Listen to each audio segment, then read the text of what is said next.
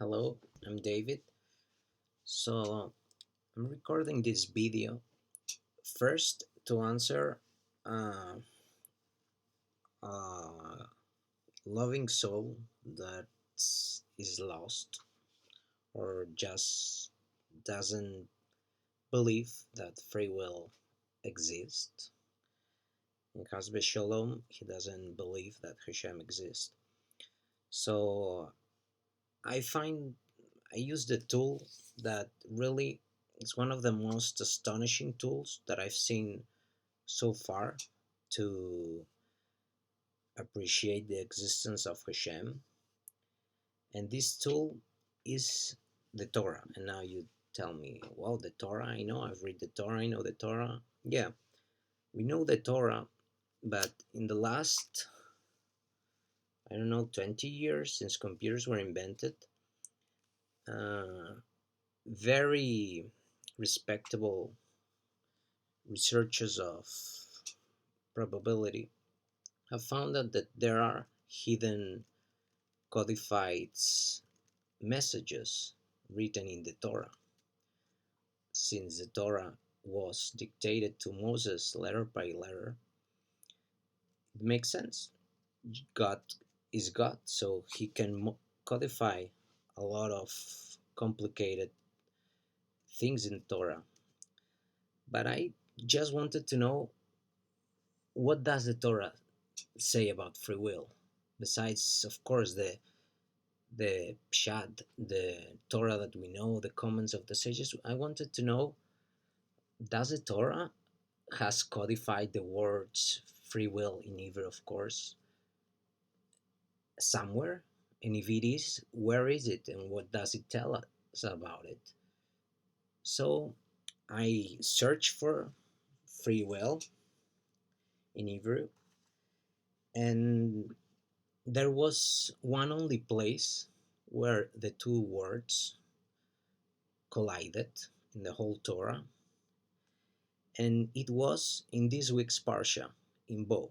The only place, nowhere else they collided, and it is in a very small space in the Torah that I will show you.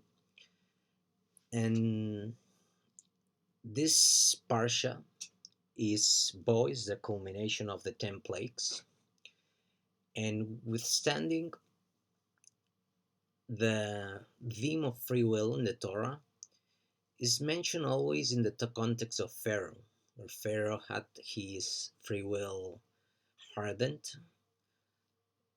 And the sages talk about free will, about Pharaoh, about did he have free will, did he not have free will. And the culmination of the part of the 10 plagues happens in Parshat Bo.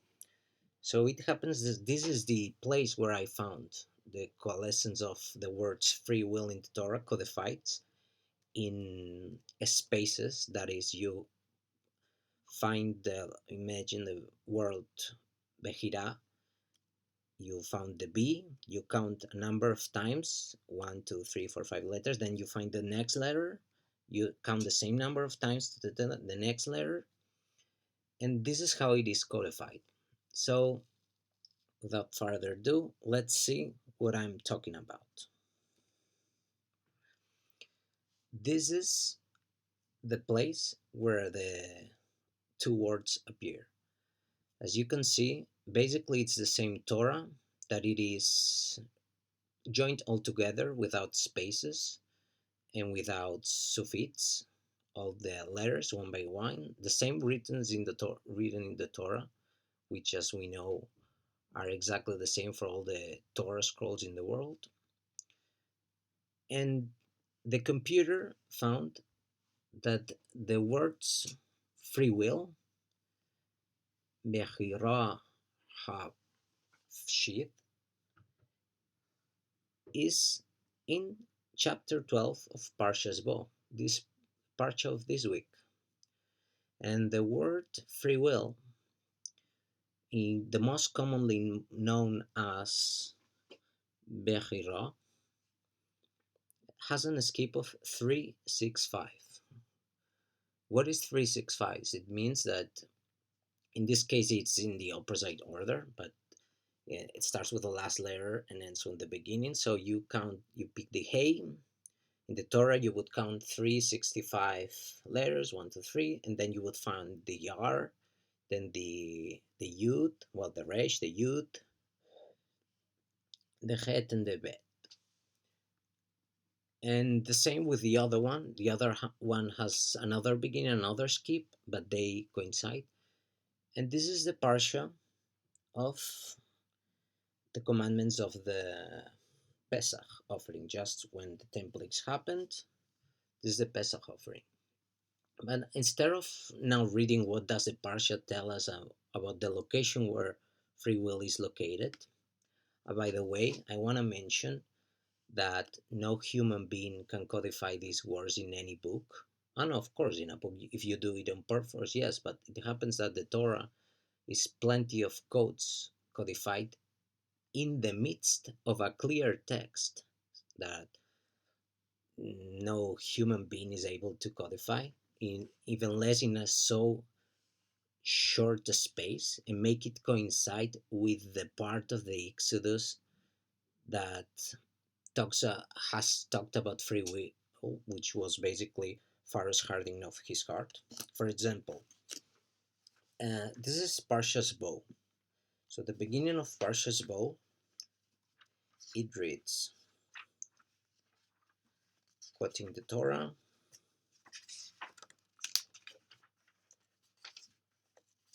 um,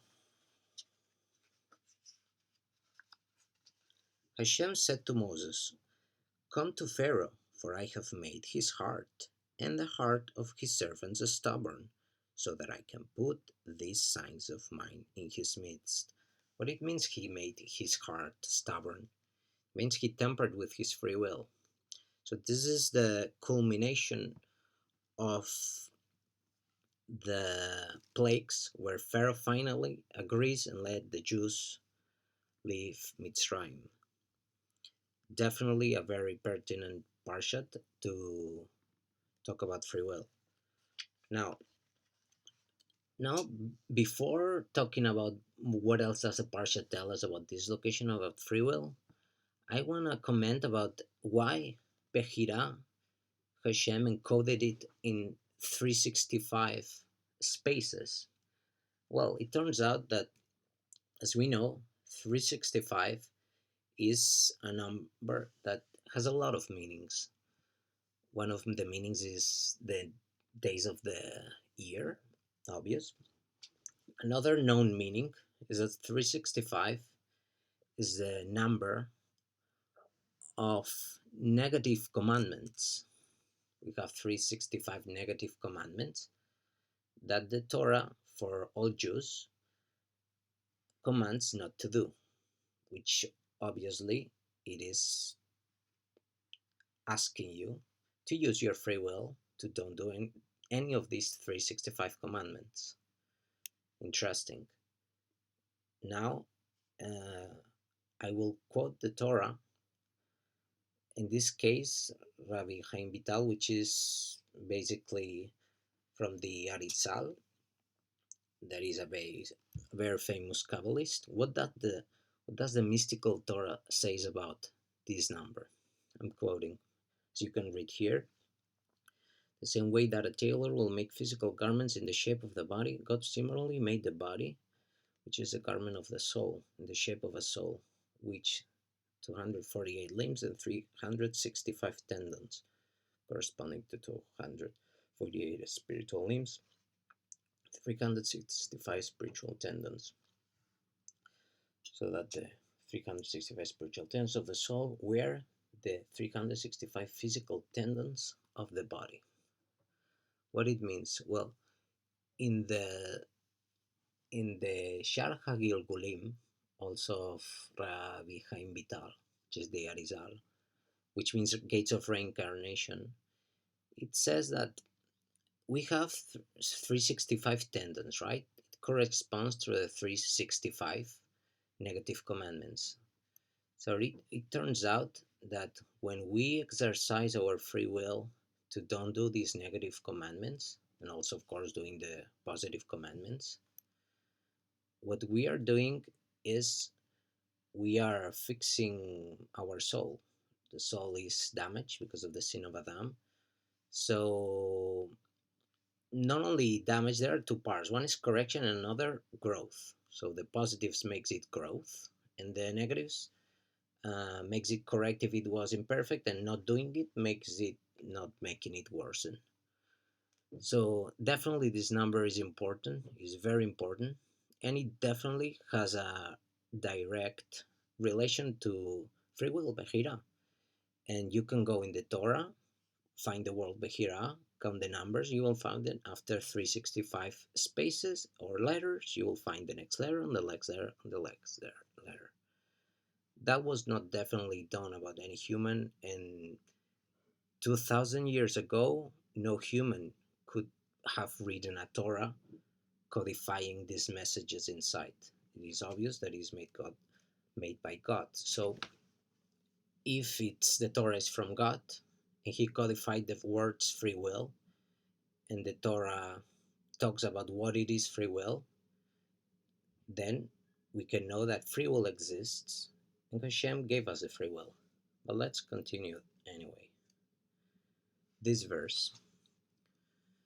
The first, this verse we can read, and this is how you shall eat it, meaning this is what it says. What I understand is it's giving the Pesach laws, so obviously it's giving commands to the Jewish people. It is very important because here is where the Jewish nation is being born. So these are the first instructions that Hashem is giving directly to the whole nation, asking the nation to exercise their free will. I mean, before it, they were given to Abraham, to Isaac, to Jacob, but now the whole nation is giving these instructions through Moshe. But it is the first clash with free will and our exercise of it with Hashem instructions. Let's continue. Second line, what does it, where it is located? For whoever eats leaven from the first day until the seventh day, that soul shall be cut off from Israel. Here again, we exercise our free will. In this case, Jews are commanded, or were commanded this time, but also are commanded yearly to perform these laws. And you have free will, you choose. Hashem doesn't harden your heart in this case. So you choose, you don't do, you are cut off from Israel. Meaning that free will means there are consequences of how we use our free will. That's what it seems that it's telling him right now by the location. More things. Next line. This is all, as you can see in the chapter, is located in chapter 12 of the Exodus. It is not all, the end of the line doesn't coincide with the next one because it is cut, meaning that there are more letters in the left or in the right. But the key point is that once you count the number of letters and you put these circles, you could pick the Torah, reorder it, cut it with the scissors, and this is the part of the Torah that you would get. And then this is codified in verse 12. Moses summoned all the elders of Israel and said to them, draw forth or buy for yourselves sheep for your family slaughter to the Passover sacrifice. You shall take a bunch of hyssop and immerse it in the blood that is in the basin.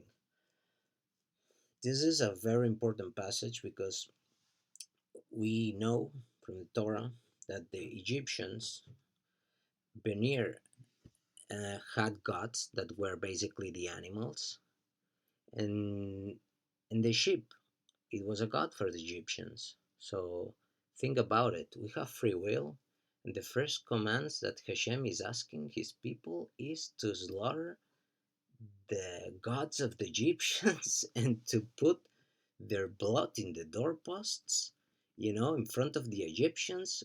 Afterwards, they have been enslaved and they have been their masters.